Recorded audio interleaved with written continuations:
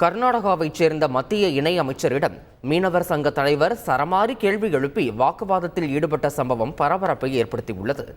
கர்நாடகா உடுப்பி சிக்கமங்களூர் தொகுதி பாஜக எம்பி ஷோபா கரந்தலாஜே மத்திய வேளாண் துறை இணை அமைச்சராக உள்ளார். இந்நிலையில் உடுப்பி மாவட்ட சுற்றுலா மண்டபத்தில் நடைபெற்ற கூட்டத்தில் அவர் பங்கேற்றார். அப்போது மீனவர் சங்க தலைவர் கிஷோர் டி ஸ்வர்ணா எழுப்பிய கேள்விக்கு சிற்றுண்டி சாப்பிட்டுக் கொண்டே மெத்தனமாக பதிலளித்ததாக கூறப்படுகிறது. இதனால் ஆத்திரமடைந்த கிஷோர் 10 ஆண்டுகள் தங்கள் தொகுதியில் உறுப்பினராக இருந்து தேவையானவற்றை எதையும் செய்யவில்லை என குற்றம் சாட்டினார்.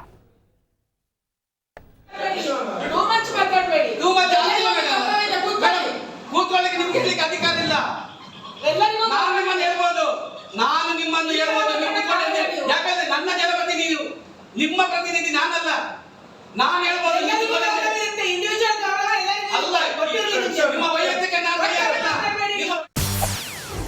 செய்திகளை உடனுக்குடன் தெரிந்து கொள்ள உடனே சப்ஸ்கிரைப் பண்ணுங்க.